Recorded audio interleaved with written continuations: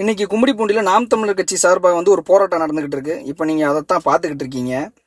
இதில் என்ன ஒன்று அப்படின்னா, 3 வயசு குழந்தை வந்து பாலியல் வன்கொடுமை பண்ண அந்த குழந்தை இறந்துச்சு, எல்லாருக்கும் தெரியும்.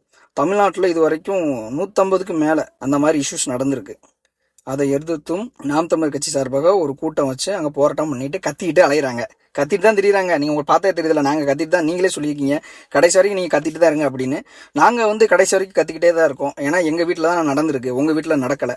இன்னொன்று என்ன தெரியுமா, இதை வந்து வேண்டுதலாக என் அப்பன் சீமான் அவர்களுக்கு வைக்கிறேன்.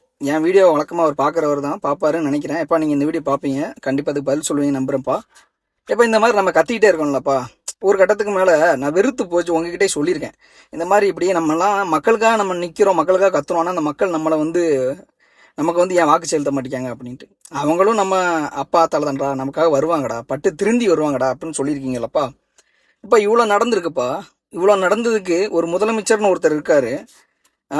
முதலமைச்சர் இருக்காருலப்பா, மு.க. ஸ்டாலின் ஐயா. அது முதலமைச்சர் விஜய் அண்ணா இருக்காருலப்பா. இது வரைக்கும் வாயை திறந்து வருவா, பேச்சு கூட எதுவுமே சொல்லலையாப்பா. அப்போ அந்த மக்கள் வந்து என்ன பண்ணாலும் அவங்க ஏத்துக்குருவாங்க அப்படிங்கிற மனநிலைமை இருக்காங்க.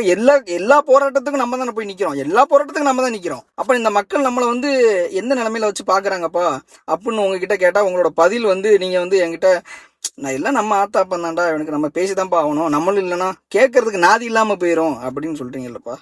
எல்லாத்துக்கும் நம்ம தான் பார்க்கணும். கடுப்பா இருக்குப்பா. இப்ப உண்மையிலேயே ரொம்ப அப்படி ரொம்ப டென்ஷனா இருக்கு எங்களுக்கெல்லாம். எல்லா போராட்டத்துக்கும் நம்ம தான் போறோம், எல்லாத்துக்கும் குரல் கொடுக்கறது நம்ம தான்ப்பா. இப்ப ஏதாவது ஒரு வழக்கு போட்டா கூட குரல் கொடுக்கறது நாங்க தான், எங்க மேலதான் வழக்கு போடுறாங்க. ஏதாவது ஒரு தப்பு நடந்துச்சுன்னா எடுத்து கொண்டு போறோம். ஆனா ஏன் அந்த மக்களுக்கு புரிய மாட்டேங்குது, நாங்க இன்னும் ஏன் இதுக்கு கத்தணும் சொல்லுங்க நீங்க.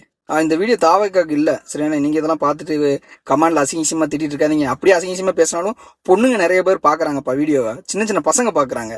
சரியா, உங்க வீட்லயும் அப்பா அத்தா இல்லையா, உன் ஃப்ரெண்ட்ஸ் எல்லாம் நீ அசிங்கமா கமெண்ட் பண்ணிக்கலாம், அதெல்லாம் எடுத்து படிச்சு பார்த்துட்டு என்னடா இவெல்லாம் இப்படி கேவலமா அசிங்கமா பேசிருக்கான்னு காரி துப்ப மாட்டாங்க. சரி, இந்த மாதிரி அப்படி அசிங்கசியமா பேசணும் அப்படின்னா பேசு, ஒன்றும் தப்பில்லை. நான் கமெண்ட்ல இது வரைக்கும் எந்த கமெண்ட்டையும் ஆஃப் பண்ணதே கிடையாது. நீ பேசு, உனக்கும் சேர்த்தாண்டா நாங்கள் கத்திக்கிட்டு இருக்கோம்.